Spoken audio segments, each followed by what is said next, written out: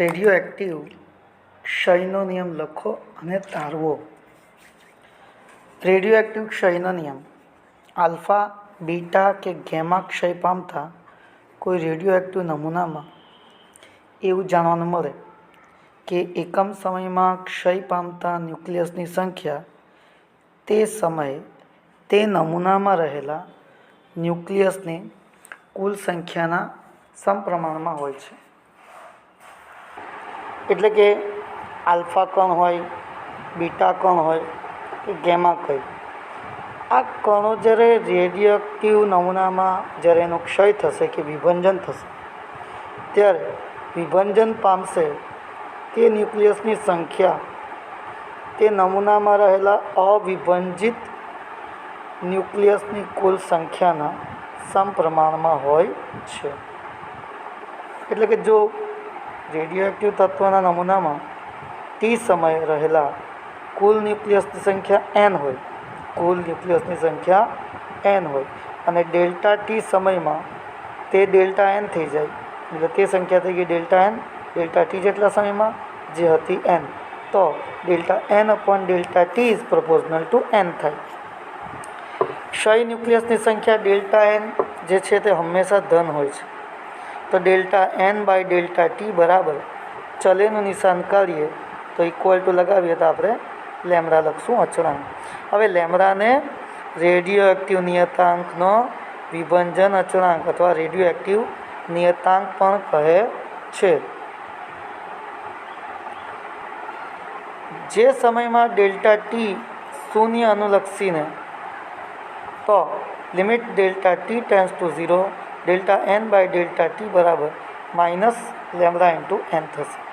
તો minus dn by dt બરાબર lambda into n થાય, જ્યાં dn એ nમાં ફેરફાર છે.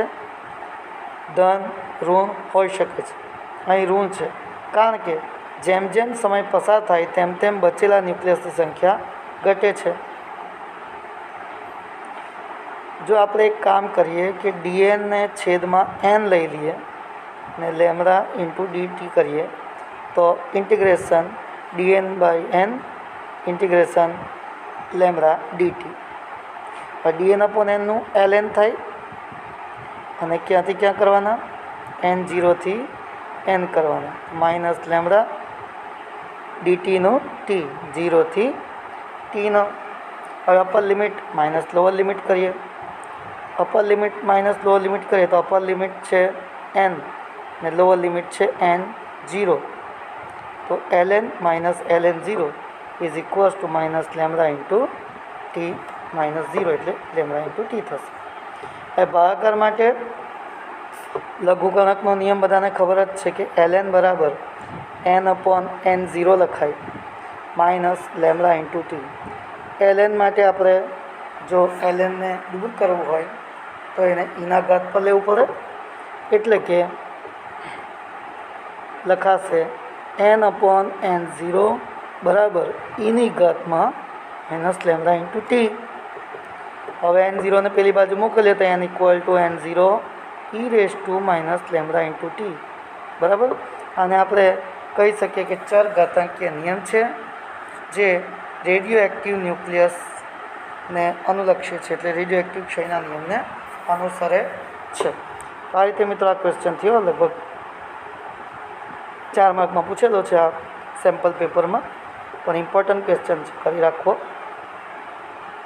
આ ક્વેશ્ચન જે છે તે કેન્સલ થયેલો છે, એટલે કે હમણાં જે 70%ની અંદર 30%માં જે કેન્સલ કરેલો છે તે કેન્સલ ક્વેશ્ચન છે, એટલે આપણે એને કરશું નહીં. ઓકે, ચાલો આગળ ચાલીએ બીજા ક્વેશ્ચન તરફ.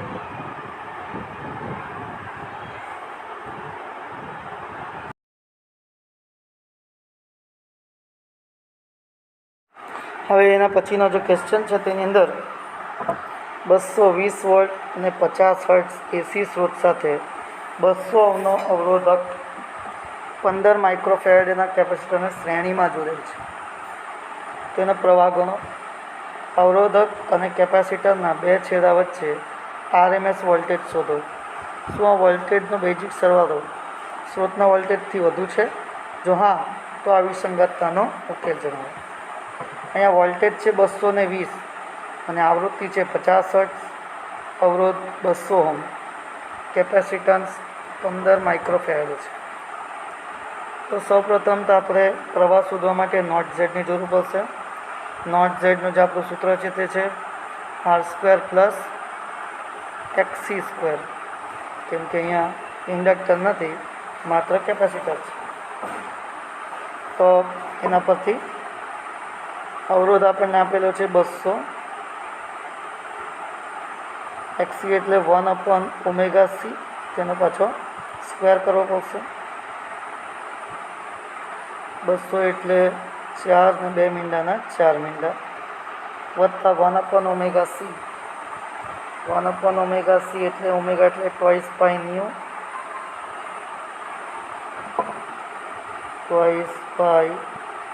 New into C. તો આ પરથી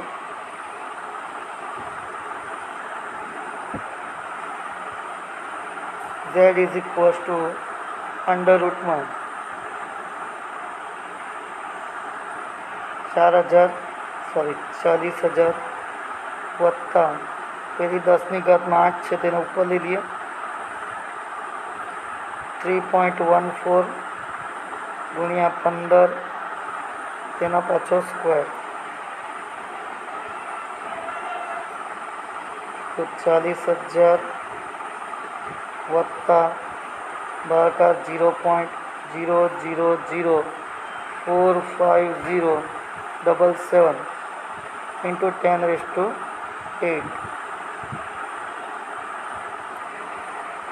ગુણાકાર કરીએ તો 40,000 વત્તા 45077, તો આનું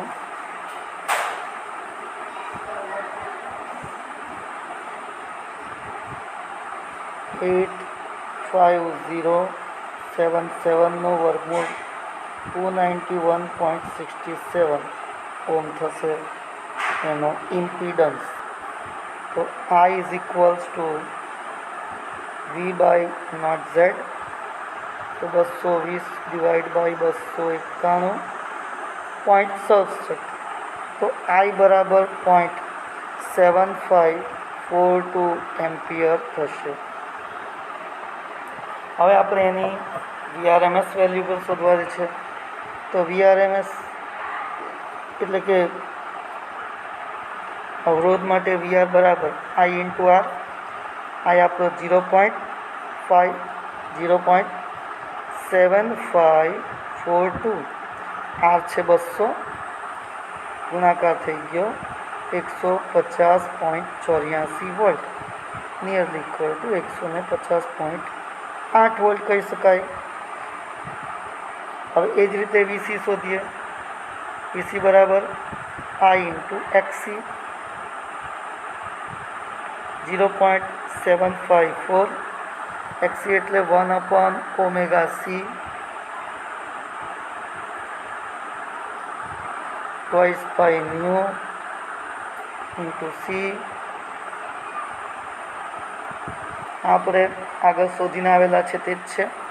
તો 212.3 એનો ગુણાકાર કરીએ તો લગભગ 160.07 વોલ્ટેજ થશે.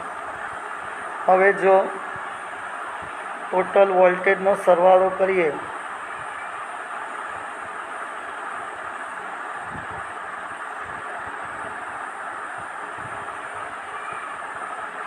,150.8 વત્તા 160.07, તો તે 310.87 વોલ્ટ થશે, જે 220 કરતાં ખૂબ વધારે છે. તો આ વિસંગતતા કઈ રીતે ઉદ્ભવી? 320 કઈ રીતે થયા 220 વોલ્ટની જગ્યાએ? તો રીઝન છે કે આપણે અહીંયા ફેઝર ડાયાગ્રામ લઈએ છીએ, એટલે કે બંને વોલ્ટેજ સમાન કળામાં નથી, એટલે સરવાળો સામાન્ય સંખ્યાઓની માફક થઈ શકે નહીં. એના માટે આપણે પાયથાગોરસના પ્રમેયનો ઉપયોગ કરવો પડે, અને પાયથાગોરસના પ્રમેયની મદદથી આપણે એનો અસરકારક વોલ્ટેજ શોધી શકીએ છીએ. તો અસરકારક વોલ્ટેજ એટલે VR અને VC જે છે તેના સ્ક્વેરનું સ્ક્વેર રૂટ કાઢવું પડે. હવે બંનેના સ્ક્વેરનું સ્ક્વેર રૂટ કાઢીએ તો પહેલે તો બંનેના વર્ગોનો સરવાળો, તો VRનો સ્ક્વેર એટલે 150.8નો વર્ગ વત્તા VC એટલે 160નો સ્ક્વેર. એ બંનેના સ્ક્વેરોનો સરવાળો લઈએ તો 48363 જેવું થાય, જેનું વર્ગમૂળ કરીએ 219.9 જેવું આવી ગયું, 220 વોલ્ટ થાય છે. તો આમ જો બે વોલ્ટેજનો કળા તફાવત ગણતરીમાં લેવામાં આવે તો તે બંને વોલ્ટેજના કુલ વોલ્ટેજના ઉદ્ગમના વોલ્ટેજ જેટલો થશે. ઓકે, નોંધી લો.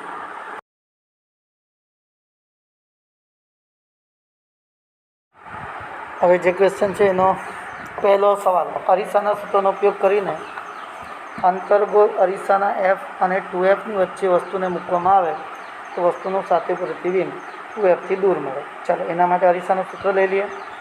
1/v બરાબર 1/f માઇનસ 1/v. હવે આના પરથી જો આપણે F જો ઋણ હોય તો અરીસાની ડાબી બાજુએ મળે, અને વસ્તુ અંતર જો ઋણ હોય તો F અને 2Fની વચ્ચે મૂકે છે. તેથી 2F less than U less than F. 1 કરીએ તો ચિહ્ન બદલાઈ જશે, માઇનસ લઈ લઈએ તો ફરી પાછા ચિહ્નો બદલાઈ જશે, તો અહીંયા આવી જશે લેસ ધેન લેસ ધેન. હવે બંને બાજુ 1/fથી બાદબાકી લઈએ, 1/f minus 1/2f, 1/f minus 1/u, 1/f minus 1/f. તો 1/2f less than 1/v is less than 0, જે દર્શાવે છે કે v ઇઝ લેસ ધેન 0 હોવાથી વાસ્તવિક પ્રતિબિંબ જે છે અરીસાની ડાબી બાજુ મળે છે, એટલે કે વાસ્તવિક પ્રતિબિંબ 2Fથી દૂર મળશે. હવે જો અરીસાના સૂત્રનો ઉપયોગ કરી સાબિત કરો કે બહિર્ગોળ અરીસો હંમેશા વસ્તુના સ્થાનથી સ્વતંત્ર એવું આભાસી પ્રતિબિંબ જ આપે. હવે જો બહિર્ગોળ અરીસો છે તેની કેન્દ્ર લંબાઈ ધન હોય તો ડાબી બાજુ વસ્તુ મૂકવી પડે, તે ઋણ ચિહ્ન હશે. તો 1/v is equals two 1/f minus 1/u પરથી 1/v is greater than 0, v is greater than 0 બતાવે છે કે યુના કોઈપણ મૂલ્ય માટે બહિર્ગોળ અરીસો જમણી બાજુ આભાસી પ્રતિબિંબ રચે છે. હવે એનો ત્રીજો સવાલ છે કે બહિર્ગોળ અરીસા વડે મળતું આભાસી પ્રતિબિંબ હંમેશા કદમાં નાનું અને અરીસાના ધ્રુવ તેમજ મધ્ય કેન્દ્રની વચ્ચે જ હોય છે. હવે બહિર્ગોળ અરીસો જો કેન્દ્ર લંબાઈ F ઇક્વલ ટુ, મતલબ બહિર્ગોળ અરીસા માટે તો કેન્દ્ર લંબાઈ ધન હોય છે, તો અરીસાના સૂત્ર પરથી 1/v equal to 1/f minus 1/u પરથી 1/, કેમ કે એ આપણે ઋણ છે તો 1/v is less than 1/f થશે, જે બતાવે છે કે અરીસાથી મળતું પ્રતિબિંબ ધ્રુવ અને મુખ્ય કેન્દ્રની વચ્ચે મળે છે.